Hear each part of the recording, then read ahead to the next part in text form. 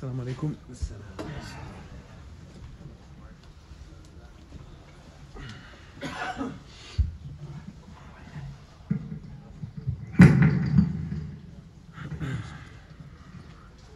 الله أكبر الله أكبر الله أكبر الله أكبر أشهد أن لا إله إلا الله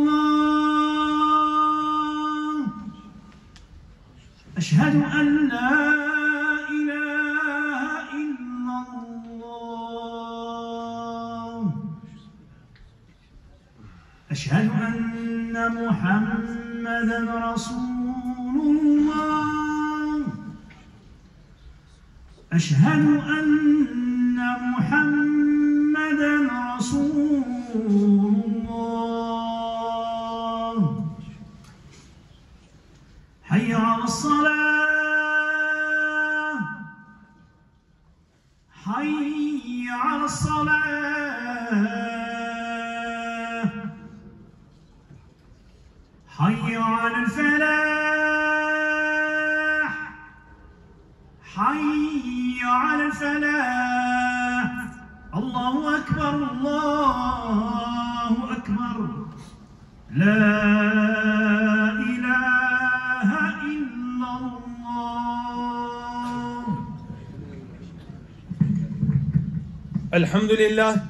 الحمد لله نحمده ونستعينه ونستهدي ونستغفره ونؤمن به ونتوكل عليه ونعوذ بالله من شرور أنفسنا ومن سيئات أعمالنا من يهده الله فلا مضل له ومن يضلله فلا هادي له ونشهد أن لا إله إلا الله وحده لا شريك له وأشهد أن محمدا عبده ورسوله صلى الله عليه وسلم.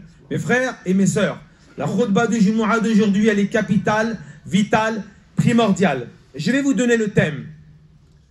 La voiture, elle roule au service de qui? Au service des gens. L'autocar, il transporte au service de qui? Au service des gens. Le bateau, il vogue au service de qui? Au service des gens. L'avion, il vole au service de qui? Au service des gens. Et le musulman, il est au service de qui? De lui-même? Non. Le musulman n'est pas égoïste. Le musulman, il est au service des gens. Puisque le lampadaire est au service des gens. Nous, on est mieux qu'un lampadaire. Alors, est-ce que le musulman, il est au service de lui-même, il est égoïste, ou il est au service des gens? Allah le dit dans le Coran, le créateur des cieux et de la terre, le maître de l'univers. Surat Al-Imran, chapitre 3, verset 110. Il dit « Kuntum khayra ummatin ukhrijat linnas » Allah dit, vous êtes une excellente communauté sortie aux gens. Dans le postulat théologique islamique, l'occurrence khayr ne signifie pas nous sommes les meilleurs sortis aux gens. Allah n'a pas dit vous êtes la meilleure communauté sortie aux gens. Mais l'imam Tabarani, qu'est-ce qu'il a dit? Vous êtes une excellente communauté si vous êtes utile aux gens. Parce que la condition de l'khayriyya, de l'excellence, c'est quoi? C'est d'être utile aux gens. Allah dit vous êtes une excellente communauté? Oui, mais si vous êtes utile aux gens. Si vous sortez pour les gens. Pourquoi? Parce qu'Allah, il a descendu cette communauté, tous les musulmans, Allah les a mis sur cette terre. Pourquoi? Pas pour être égoïste, pour être au service des gens, au service des musulmans et au service des gens. Très bien. L'imam At-Tabarani et le grand savant Qatada nous racontent que Omar ibn al-Khattab radiyallahu anhu était lors d'un pèlerinage. Il a vu les gens en train de parler les uns et les autres. Ya'muruna bil ma'ruf. Ils faisaient da'wa. Ils parlaient d'Allah, de la grandeur d'Allah, de la religion. Omar les voit. Il a dit continuez comme ça. Car celui qui veut faire partie de cette meilleure communauté, qu'il pratique ce verset. Allah il dit vous êtes une excellente communauté. Oui, mais si vous êtes utile aux autres. Comment on peut être une excellente communauté si on est égoïste? Allah ne nous a pas donné ce titre d'être les meilleurs par titre honorifique. Non, si nous sommes utiles pour les gens. Premier hadith. Dans le recueil de l'imam Tabarani 9604, Abdullah ibn Umar radiyallahu anhu raconte qu'un homme a rencontré le prophète Mohammed sallallahu alayhi wa sallam. Il lui dit, ô messager d'Allah, quelle est la personne la plus aimée auprès d'Allah et quelle est l'action la plus aimée auprès d'Allah? Réponse, Le prophète sallallahu alayhi wa sallam dit, la personne la plus aimée auprès d'Allah, c'est celle qui est le plus utile aux autres. Il n'a pas dit aux musulmans, autrement c'est communautaire, aux autres, yanfa linnas. Et l'action la plus aimée auprès d'Allah, 1, c'est de rendre joyeux une personne. 2, de lui retirer une tristesse. 3, de lui rembourser une dette. Et 4, de lui donner à manger quand il a faim. Et, en fait, marcher avec quelqu'un pour une affaire le concernant, mais préférable que de prier toute la nuit dans la mosquée de Médine, en i'tikaf. Magnifique. Voilà, le prophète, alayhi salatu wassalam, nous dit que quoi? La personne la plus aimée auprès d'Allah, c'est celle qui est le plus utile aux gens. Rends-toi utile. Le musulman, Allah a dit, vous êtes une excellente communauté si vous êtes sorti pour les gens, utile pour les gens. Et le prophète, alayhi salatu wassalam, dit, Allah, tabaraka wa ta'ala, la meilleure personne auprès de Dieu, c'est celui qui est utile pour les autres. Et l'action la plus aimée auprès d'Allah, c'est quoi? C'est de rendre joyeux une personne, de lui retirer une tristesse, de lui rembourser une dette et de lui donner à manger. C'est énorme. Mais regardez bien, marcher avec quelqu'un pour une affaire le concernant, mais préférable que quoi? Que de prier toute la nuit dans la mosquée de Médine. Alors c'est quoi ce prêche? C'est un plan Marshall. Pourquoi? Il faut sauver le monde musulman. Oui, il faut sauver cette communauté. Comment on va la sauver? C'est d'unir le musulman avec le musulman. Le musulman est le frère du musulman. Tous les musulmans de la terre sont des frères. Nous sommes une seule communauté. Et un musulman qui s'éloigne, qu'est-ce qu'on fait? On l'aide ou on l'aide pas? Allah dit dans le Coran, Surat Imran, verset 104. Regardez bien. Allah dit Wahtasimu bihablillahi jami'an wa la tafarraqu. Accrochez-vous tous à la corde d'Allah. Pas tout seul. C'est pas tu dis ouais, moi je m'accroche à la corde d'Allah, c'est bon. Moi ça me suffit. Les autres c'est pas grave. Non. Tous ensemble. Et vous inquiétez pas, la corde d'Allah, vous savez c'est quoi? C'est la religion d'Allah. Il y a de la place pour tout le monde. Des milliards et des milliards peuvent s'accrocher à la religion d'Allah. Allah a dit, accrochez-vous tous à la corde d'Allah. Tous ensemble. Et ne vous divisez pas. Il y a des musulmans, on a tous des niveaux différents. Il y en a qui sont forts dans la foi. Il y en a qui sont faibles. Il y en a qui ne sont pas courageux. Il y en a qui ont de la difficulté. Qu'est-ce qu'on fait quand un musulman, il a du mal à s'accrocher à la religion d'Allah? Puisqu'Allah a dit, accrochez-vous tous. Le verset Surat Al-Maïda. Chapitre 5, verset 2, la table servie. Allah dit quoi? Entraidez-vous. Si le frère ou la sœur n'arrive pas à s'accrocher à la religion, parce qu'Allah dit accrochez-vous tous à la corde d'Allah, l'autre verset, qu'est-ce qu'il dit? Entraidez-vous dans la bienfaisance et la piété. Ne vous entraidez pas dans la division et la perversion. Craignez Allah. Vous voyez mes frères et mes sœurs, l'objectif c'est quoi? C'est d'unir la communauté musulmane. C'est le plan Marshall. Aujourd'hui, notre priorité, c'est d'unir les musulmans. Après la mort du prophète Mohammed sallallahu alayhi wa sallam, le grand savant Abu Nu'aym, dans le livre Al-Hilyatu, chapitre 7, page 228, et dans le recueil de l'imam At-Tabarani, nous raconte que quand le prophète Mohammed sallallahu alayhi wa sallam est décédé, les musulmans se sont réunis pour se concerter, la grande mashura. Pourquoi? Qui va aujourd'hui gérer les affaires du monde musulman? Eh bien, ils sont partis voir et consulter tous les compagnons. Et un qui s'appelle Abdullah ibn Mas'ud, vous le connaissez tous. Le prophète dit, apprenez le Coran de 4 personnes. Donc qui? Abdullah ibn Mas'ud. 2. Abdullah ibn Mas'ud, il sera juge et gouverneur à Koufa au temps du califat de Omar ibn Khattab. C'est pas rigolo, Abdullah ibn Mas'ud. Un grand savant, ils vont le voir. On veut ton opinion, qui va aujourd'hui gérer les affaires de la communauté musulmane. Regardez ce qu'il va dire. Il va dire, je vais vous donner cette phrase, avant tout de donner mon opinion. Si vous acceptez cette phrase, vous l'acceptez, le monde musulman sera bien. Vous êtes prêts? Regardez ce qu'il va dire.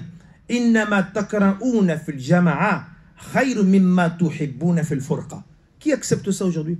Ah non, non, non. Quoi? Regardez ce qu'il a dit. Regardez. Ce que vous détestez dans le groupe, non, ce que vous détestez dans le groupe est meilleur que ce que vous appréciez dans la division. Aujourd'hui, en 2022, ça donne quoi? Ah non, non, personne ne me dit ce que je fais ce que je veux, je vais où je veux, je pense ce que je veux. Et personne ne me dit quoi faire. Voilà, c'est pour ça qu'on n'avancera jamais. C'est pour ça qu'on ne pourra jamais se réunir. Et qu'est-ce qu'il dit?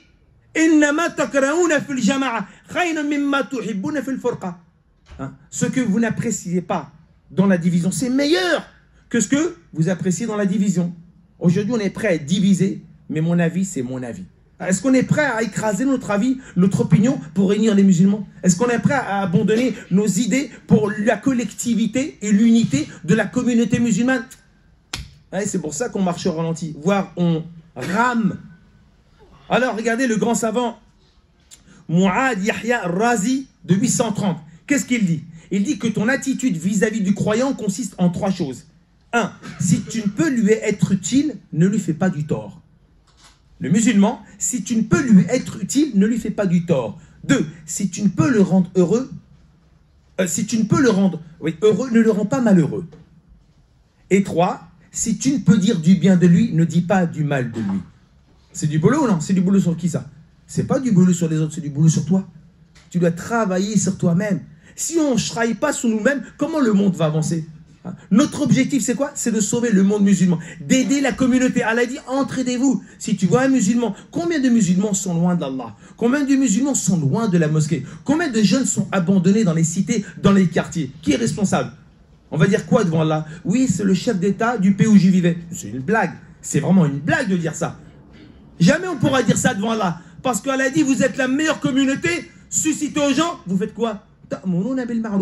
Vous recommandez le bien. Parce que vous êtes utile pour les gens de bien. Je vous donne la première histoire. Il y a quelques années, il y a longtemps de cela, je crois que c'était en 1989. Ouais. Une année après que je suis revenu à la religion. 89, je bosse dans une société pas loin, 1000 employés. Grosse boîte. Je rentre dans la boîte. Moi, j'étais encore nouveau dans l'islam. Et une fois que je rentre dans la boîte, je vais au self. Donc, je vais au self, je vais à la cantine, je prends mon plat. Et puis, je vois un groupe de musulmans qui est là, machallah, on fait connaissance, ça va bien, ça va bien. Ça fait combien de temps que tu es là? Ouais, moi, je suis ancien, moi, je suis nouveau. Je viens d'arriver, je me présente. Comment ça marche comme ça, la boîte? Et qu'est-ce que je vois? Je vois un musulman qui mange tout seul sur une table. J'ai dit, mais pourquoi il ne vient pas avec nous? Vous savez ce qu'ils ont dit? Vous êtes prêts à écouter? Lui, c'est pas un musulman. Et pourquoi? Regarde-le, tous les jours, il a son quart de vin. Il boit de la bière. Lui, c'est pas un musulman. Il nous met honte.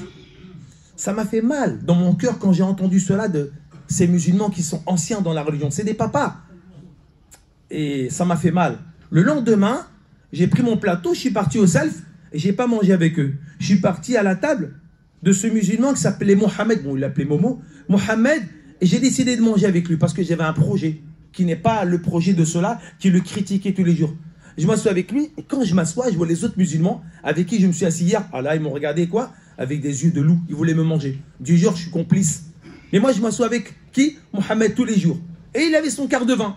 Et tous les jours, qu'est-ce que je faisais? Vous pensez que j'ai sorti des versets du Coran sur l'interdiction du vin? Ou sur les lois de la religion? Loin de là. C'est pas ça la da'wah. Alors je me suis assis avec lui tous les jours. Et chaque jour, je racontais une histoire d'un prophète. Moïse, Jésus, Ibrahim, Ishaq, Jacob, des compagnons, des grands, tous les jours que des histoires. Et il se régalait. Et moi, je me régalais. Et tous les jours, il était content. Et vous savez quoi? Quand je saluais les autres musulmans, à peine s'ils me saluaient. Du genre, pour eux, j'étais un alcoolique comme eux. Mais c'est pas grave. Moi, pourquoi ce musulman, on l'abandonne? Parce qu'il buvait de l'alcool. Et il le dénigre. Voire, c'est catastrophique. Et moi, tous les jours. Ça a duré combien de temps, à votre avis? 5 ans. 5 ans, je n'ai jamais sorti un verset du Coran qui parle de l'alcool ou les lois de la religion. Que des histoires. Au bout de 5 ans, j'ai dit, écoute, Mohamed, je démissionne, je me lance dans le commerce. Wallah, il s'est mis à pleurer. Il m'a dit, qu'est-ce que je veux devenir, Faisal? T'inquiète pas, Allah, il sera avec toi. Ne t'inquiète pas, je te visiterai de temps en temps. Alhamdulillah, je suis parti, je l'ai laissé. Quand j'ai commencé le boulot, à peu près, je crois, 25 jours après, il y a une dame qui vient me voir dans mon commerce. Elle dit, Faisal, barakallahu fik, jazakallahu khair. Qu'est-ce qui se passe, madame? Vraiment qu'Allah te récompense. Qu'est-ce qui se passe? Elle dit, tu me connais? Oui, tu es la femme de Mohamed. Je voulais t'annoncer une bonne nouvelle. Mohamed, il est au pèlerinage. Mohamed, il est au pèlerinage, il a arrêté l'alcool. Vous voyez? C'est ça la da'wah. Ça veut dire qu'on n'abandonne pas les musulmans. Parce que tu vois un jeune en bas de la cité qui deal, alors pour toi, tu le dénigres, tu le rabaisses. Je vous donne un exemple. Les poubelles avec des saletés et des épluchures. Dans la poubelle, il y a un lingot d'or. Il y a un lingot d'or. Tu le prends ou tu le prends pas?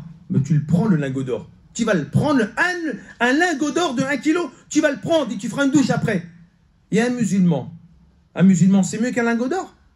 Ah oui, et on l'abandonne, on les délaisse. Tu donnes de la valeur à un lingot d'or dans les poubelles et tu ne donnes pas de la valeur aux jeunes qui sont en bas dans les quartiers ou qui sont à droite et à gauche, qui sont oubliés par la communauté musulmane, voire par les mosquées. Voilà dans quel état on est. C'est pour ça le plan Marshall, c'est quoi? Réunir les musulmans. On ne peut plus se permettre d'abandonner un seul musulman. Parce que le musulman, c'est le frère du musulman. Allah le dit dans le Coran. Al-mu'min akh al-mu'min. Le musulman, le croyant, c'est le frère du croyant. Donc c'est pour ça, mes chers frères, comment notre objectif, c'est d'unir le musulman et d'unir la communauté. Et Allah, qu'est-ce qu'il dit dans le verset? Regardez, Wala tanaza'u. Chapitre 8, le butin. Wala tanaza'u. Fatafshalu wa tadhhaba rihukum. Allah dit, regardez bien, ne vous divisez pas, ne vous disputez pas, parce qu'autrement vous allez vous affaiblir et après vous allez perdre votre force. Allah dit, ne vous disputez pas, parce qu'après vous allez vous affaiblir et après vous allez perdre votre force. Aujourd'hui, c'est quoi le rôle de la mosquée? C'est d'unir les musulmans, blancs, rouges, noirs, peu importe la nationalité, peu importe la couleur, peu importe le passeport. Ce qui me fait mal au cœur, je suis parti faire une conférence dans une ville à 200 km. Je ne peux pas vous dire la ville, c'est pas possible. J'arrive là-bas, 15 minutes avant le Maghreb, 2 heures de route. Sur le parking, il m'accueille le président, il y avait, je crois, l'imam, machallah, ils m'ont accueilli, salam alaikum, alaikum salam. Voilà, tout le monde est là pour la conférence. Il n'y a pas de problème. La thématique, elle était déjà réglée. Avant de rentrer dans la mosquée, je traverse la rue, je vois des musulmans qui descendent avec des habits traditionnels. Il y en a qui rentrent dans la mosquée, il y en a qui s'en vont, qui partent avec leur voiture. Je pose la question au président, mais ils prient pas avec nous? Ils prient pas avec nous? Non. Eux, ils prient à la mosquée algérienne. Je suis rentré dans la mosquée et j'ai dit à l'imam, je veux plus faire cette conférence. Je veux changer de thématique. Non, je veux changer de thématique. Vous acceptez? Ok. J'ai changé de thématique, j'ai parlé de l'union et de l'unité. Je n'avais pas préparé ce discours. J'ai dit, par contre, j'arrêterai 15 minutes avant l'Isha. Ok, je m'en vais. J'ai dit, qui veut venir avec moi pour aller à l'autre mosquée maintenant? Il me dit, non, on n'y va pas. Nous, on reste ici. Très bien. Il y a un jeune qui est venu avec moi, il est courageux, machallah. Je vais à l'autre mosquée, et quand je vais rentrer dans l'autre mosquée pour l'Isha, je vois des gens qui rentrent, qui descendent leurs immeubles, et d'autres qui partent autre part. Je dis, mais ils vont où ceux-là? Eux, ils vont à la mosquée marocaine. On va dire quoi le jour du jugement? On est mort. On est mort devant Allah le jour du jugement. Les mosquées, vous vous rendez compte à quel degré on est? Alors que le rôle de la mosquée, c'est d'unir les musulmans. Sans couleur, sans race. À quel degré on est arrivé? Notre objectif, c'est quoi? C'est pour ça qu'Allah dit Kuntum khayru ummatin ukhrijat lin-nas. Vous êtes la meilleure communauté. Suscitez aux gens. Qu'est-ce qu'on fait? Da'wa. Cette communauté, c'est la communauté de la da'wa, du rappel. On ne peut pas abandonner quelqu'un dans les cités, quelqu'un dans les quartiers, quelqu'un dans les bars, ou quelqu'un dans les cafés, ou quelqu'un chez eux. C'est quoi l'égoïsme? Ça n'existe pas, l'égoïsme. La personne la plus aimée auprès d'Allah, c'est celui qui est le plus utile aux autres. Et l'action la plus aimée auprès d'Allah, c'est celui qui quoi? Qui rend joyeux quelqu'un. Rend joyeux ta femme déjà, rend joyeux tes gosses. Rend joyeux les gens. Tu rentres à la mosquée, tu fais la gueule. Dans la rue, tu fais la gueule. Dans l'escalier, tu fais la gueule. Dans le métro, tu fais la gueule. C'est honteux. Alors que Jabir ibn Abdallah, dans le recueil de l'imam Muslim, il dit, le jour où je me suis converti à l'islam, à chaque fois que je croisais le prophète, alayhi salatu wassalam, il me souriait. Parce que c'est un homme qui sourit en permanence. J'espère qu'après la khutbah, on va sourire. J'espère qu'on va se forcer. On est compte, c'est des choses simples, les sunnas qui sont magnifiques. Sourire à quelqu'un, ça le réconforte, ça le rassure. Aujourd'hui, on se fait la gueule, on dirait que tu as plus confiance à ta banquière, à ta conseillère financière qu'à un musulman aujourd'hui. La honte pour nous. À quel degré où nous sommes arrivés? On n'a plus confiance les uns les autres. Les mosquées aujourd'hui, elles se divisent. On fait des mosquées de telle nationalité, de tel pays, de telle contrée. Et vous, les qu'Allah descend la baraka sur nous, la nusra, l'aide d'Allah. Non.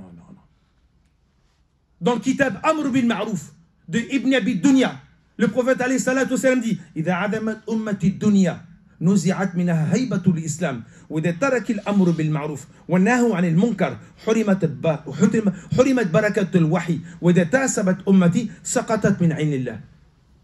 Quand ma communauté donnera de l'importance à ce bas monde, Allah leur retirera les bienfaits de l'islam. Quand ils vont plus recommander le bien et ne plus interdire le mal, Allah va leur retirer quoi? La baraka de la révélation. Et quand cette communauté ne s'entendra plus, le regard d'Allah se détournera d'eux. C'est ça, je vous raconte une histoire magnifique. Vous savez que dans cette mosquée, on a lancé une activité qui est magnifique il y a 2 ans. C'est que le dimanche matin, on réunit les musulmans dans la mosquée, on va au marché. C'est une sunna, c'est dans le Coran. Vous lisez le Coran et Allah Ta'ala, il parle du prophète, Yimshu fil aswaq, il va dans les marchés. Et dans le recueil de l'imam aussi, Tirmidhi, vous le voyez aussi dans Abdallah ibn Umar qui circule dans les marchés.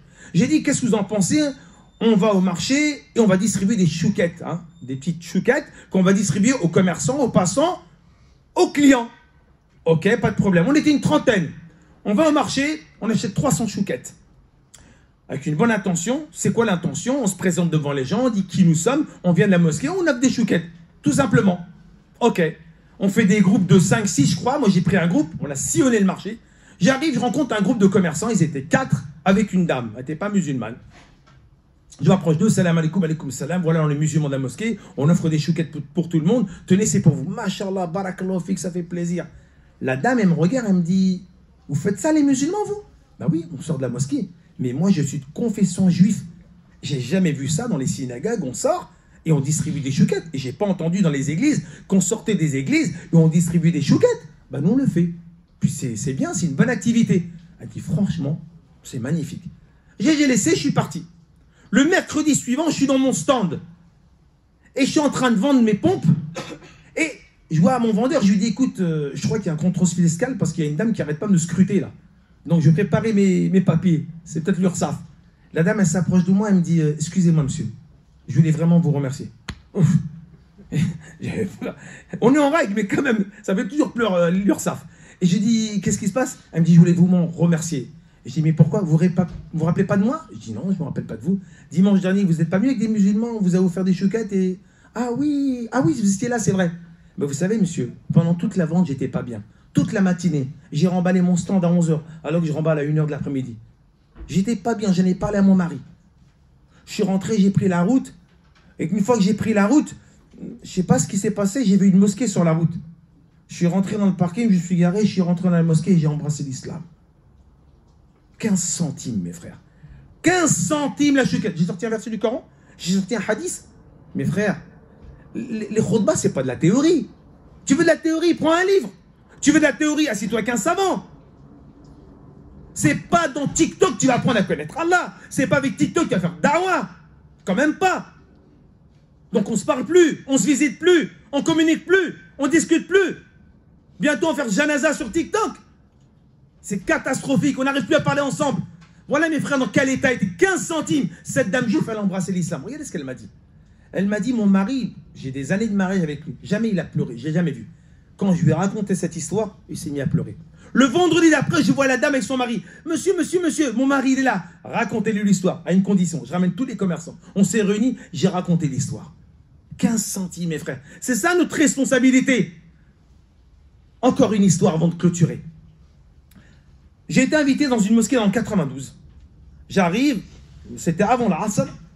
Et avant d'arriver, je rencontre les gens de la mosquée, on parle ensemble, c'est bon, tout est prêt, la thématique, super. Il y a un jeune, je crois une vingtaine d'années. Il me dit, s'il te plaît, est-ce que tu pourrais visiter mon papa? Oui, il n'y a pas de problème, bien sûr. Il n'y a aucun problème. Non, non, il est gentil, mon papa, mais par contre, mon papa, il boit de l'alcool et il prie pas. Et j'ai vraiment peur pour lui que quand il va mourir. Regardez, c'est les gosses qui ont peur pour leurs parents. Avant, c'était le contraire. Maintenant, c'est les gosses qui ont peur pour leurs parents. Bien sûr, je vais visiter ton père. Mais mon père, il ne veut pas entendre parler de l'islam. Ne t'inquiète pas. On parle de tout dans la vie. On n'est pas au travail, on ne parle pas d'islam. On parle de tout. Il me dit, ok. On arrive, il tape à la porte de son père. C'était au premier rez-de-chaussée. Je lui dis, salam alaikum. Le père, il me dit, tu ne me parles pas de Coran, tu ne me parles pas de religion. Ok, il n'y a pas de problème, monsieur. Moi, je sais parler d'autre chose. Je lui dis, oui, je suis président de mosquée, on fait des activités pour les jeunes dans les cités, dans les quartiers. Ah, il me dit, ça, c'est bien pour les jeunes. Ok. Il me dit, ben, c'est bon, tu peux rentrer. Je rentre, il m'invite. Je m'assois sur le canapé, il prépare un jus et on fait connaissance. Tiens, on a le même âge. Je me présente, il se présente. Il me dit, mais t'es de ma génération, toi? Bah oui, sûrement. Mais t'as connu Martin? Martin, Bouboule, les boîtes de nuit. On a dansé ensemble au Pacifique, au Weekend Sea, au Macumba, au Whisky à Gogo. J'ai des disques jockey de boîte de nuit. Il me dit, non, j'ai dansé sur tes disques. Et on raconte que d'histoires de chanteurs des années 80. On n'a pas parlé de religion. La nostalgie d'avant. Il était tout content, il était tout excité. Il se lève, il ouvre son living, écoutez bien, il ouvre son living, il m'emmène à Coran. Il m'emmène à Coran. Il me dit, apprends-moi le Coran, toi. Je lui dis, ok, pas de problème. Je lui dis, on commence par la première sourate. Fatiha, tu la connais? Un peu. Ok, on va commencer. Je t'en prie, récite et je vais t'aider. Écoutez bien, il commence comme ça. Bismillahirrahmanirrahim. Alhamdulillahi Rabbil Alamin. Ar-Rahmanir-Rahim. Malik Yawmiddin. La yaka na'budu wa la yaka nasta'in.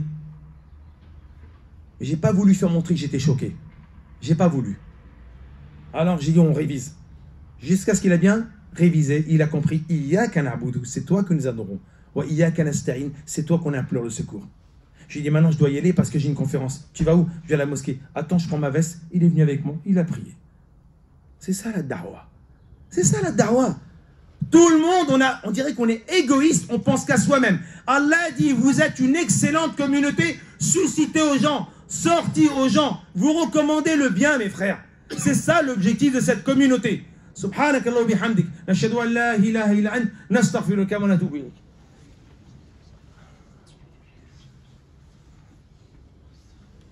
بسم الله الرحمن الرحيم الحمد لله نحمده ونصلي على رسول الكريم صلى الله عليه وسلم. Écoutez cette histoire, mes frères. Dans le recueil de l'imam Abu Daoud al-Tayalisi, chapitre 5, hadith 337, Ali radiyallahu anhu le narre, et il dit que le prophète Mohammed sallallahu alayhi wa sallam, quand il a émigré de Mecque à Médine le lundi 12 Rabi' 622, les musulmans l'ont suivi parce qu'ils étaient persécutés à Mecca. Et parmi eux, un jeune homme a émigré avec eux. Et vous savez ce qu'il a fait? Ce jeune homme, écoutez bien, au bout de 3 mois, on ne le voyait plus. Parce qu'il avait quitté l'islam. Il cultivait du vin et il faisait des grands péchés comme les mecs qui vont avec des meufs. Voilà. On dit quoi, nous, en 2022? Qu'est-ce qu'on dira en 2022? Tellement on n'est pas bon dans notre cœur. Tant pis pour lui. À la ralbe. Hein, il mérite ce qu'il a. Il sème. Hein, voilà. Il cultive ce qu'il sème. Regardez bien, le prophète, alayhi salatu salam, quand il va apprendre cela, il sera chagriné. Qu'on soit déjà chagriné pour les musulmans qui ne sont pas avec nous. Il sera chagriné. Et vous savez ce qu'il veut dire? J'ai beaucoup d'estime pour ce jeune homme. Un jeune homme, il est nouveau dans l'islam, un nouveau converti. Est-ce qu'on a de l'estime pour les jeunes qui sont en bas des quartiers? Toi, tu vas à la mosquée tous les jours, tu vois des jeunes en bas, tu leur fais un sourire? Non, tu leur souris pas. Ben, ils n'ont pas confiance en toi. Eux, ils disent, ben, eux, les musulmans, les pieux, là, ils nous aiment pas. Ils nous sourient jamais. Ils nous passent même pas salam alaikum. Du jour, on n'est plus musulmans. C'est à nous de donner l'exemple. Tu penses que lui, il est en bas de la cité, il va dire salam alaikum. C'est qui donne l'exemple? Celui qui vient à la mosquée. Celui qui prie. Celui qui apprend les dourous. C'est à nous de donner l'exemple. Le prophète, il dit quoi? J'ai beaucoup d'estime pour lui. Et il était chagriné. Regardez ce qu'il va faire. Il va rentrer à la mosquée. Ah, le prophète, il ne rentre pas à la mosquée que pour les 5 prières du mois. Ouais. Il rentre à la mosquée pourquoi? Parce qu'il a un besoin. Et quand tu as un besoin, mon frère, va pas sur TikTok. Va pas voir un raqi. Quand tu as un besoin, tape à la porte d'Allah, le maître de l'univers, créateur des cieux et de la terre, qui a créé la vie et la mort. Il rentre à la mosquée, le prophète, alayhi salatu salam. Il fait 2 rakats. Et il fait dua. Ah, cette dua, mes frères, on ne la connaît pas, cette dua. Regardez bien. Oh Allah, qu'est-ce qu'il a fait ce jeune homme pour qu'il s'égare? On ne peut pas dire ça, nous. Nous, on dit, bah, il mérite. Non. Qu'est-ce qu'il a fait ce jeune homme pour qu'il s'égare? Ramène-le sur le chemin droit et protège son âme. Magnifique. Ramène-le sur le chemin droit. Sirat al-Mustaqim. Protège son âme. Qu'est-ce qu'il a fait? On sait ce qu'il a fait. Il sort de la mosquée. Ah, il a fini, il a fait son travail. Il part à ses activités. Qui est devant la porte de la mosquée? Gabriel. Gabriel est là. Et dit, oh messager de Dieu, Allah m'a envoyé du 7e ciel pour te dire qu'Allah a entendu ton invocation. Et Allah te demande de partir dans tel village où se trouve le jeune homme auquel tu as prié pour lui. Et le prophète alayhi salatu wassalam s'en va dans le village. Et il trouve le jeune homme ivre-mort, sikran. Le prophète, il s'approche de lui. Il lui met la main sur le visage. Il lui dit, oh Allah, sauve son âme. Il se réveille de son ivresse. Il voit le prophète. Il dit au messager de Dieu, je demande pardon à Allah et je reviens à la religion. Il lui a sorti un verset du Coran. Il lui a sorti un hadith. Il lui a dit, astaghfirullah, rien de tout ça. Il sort, il fait dua et da'wa. C'est pas dua, ça suffit. Il va visiter le mec qui est perdu. Qu'en est-il pour nos jeunes qui sont en bas, qui sont abandonnés? C'est qui va... Qu'est-ce qu'on va dire devant Allah le jour du jugement? Accrochez-vous tous à la corde d'Allah. Wala tanaza'u fatafshalu. Wa'tasimu. Qu'est-ce qu'on va dire devant Allah tabarak? Wa ta'awanu. Aidez-vous. Qu'est-ce qu'on va dire avec tous ces versets du Coran? Ah, moi j'ai prié, mais tu ne vas pas t'en sortir devant Allah. Allah va t'interroger, mes frères. Enfin, donc c'est pour ça, mes chers, nous sommes responsables. Responsables de la communauté musulmane. Nous sommes responsables des musulmans. On ne peut plus abandonner le plan Marshall. C'est quoi? C'est qu'aujourd'hui, notre souci, c'est quoi? Tous les musulmans sont des frères, sont des trésors. Sont des trésors. On ne critique pas un musulman, on ne critique pas une sœur. Et si tu veux t'approcher d'Allah, mes frères, ce n'est pas sur les réseaux sociaux. Je lui donne cette dernière histoire qui est magnifique.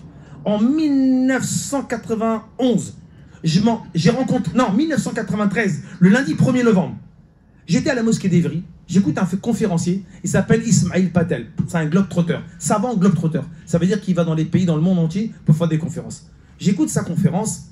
Après, il dit, vous avez des questions? Je dis, oui, j'ai une question. C'est quoi ta question? Je lui dis, pourquoi nous, on n'a pas été à la place des Sahaba? Les Sahaba, ils enterraient leur fille vivante quand même. Et ils tournaient tout nus autour de la Kaaba. Ils adoraient 360 statues. C'est pas notre cas. On est des masters, doctorats, licence, maîtrise, M2, L3. Vous savez ce qu'il m'a dit? Comme vous êtes des saboteurs aujourd'hui, le prophète, vous aurez été des saboteurs hier. Et le prophète aurait décidé de se retrouver tout seul. Je lui dis, apprends-moi la religion. Non, avant de t'apprendre la religion, je vais t'apprendre comment t'approcher d'Allah. J'ai dit, oui, dis-moi comment. Accompagne-moi. Je l'ai accompagné. Vous savez, je suis parti où? À la frontière de la Chine et de l'Inde, dans le Cachemire. Je prends l'avion, j'arrive là-bas. Quand j'arrive là-bas, il était quoi? Peut-être 21 h. Après, je prends un train, 36 heures dans le train. Les sièges en bois avec des chèvres et des moutons. Je fais 36 heures de train. Après, quand j'ai fini le train, je prends le rickshaw. Vous savez, les petites motos avec 3 roues. Après, j'ai pris ça. Après, j'ai pris un âne avec une charrette. Je suis monté dessus. Je crois que j'ai fait 2-3 jours de voyage. J'arrive, il était minuit dans la mosquée. Quand je rentre dans la mosquée, mes frères, écoutez bien, on croit que c'est le Jumu'ah. Je dis, c'est quoi? Ben, c'est les gens, ils prient la nuit pour Allah, tabaraka wa ta'ala. Moi, je fais de rakat et je vais dormir. Je fais de rakat et je vois le cher et tout le monde commence à prier. Je dis, cher, vous ne reposez pas? Il me dit, tu veux connaître Allah? Oui. Connaître Allah, rak'atayn, fi sa'atayn, ma'a qatratayn.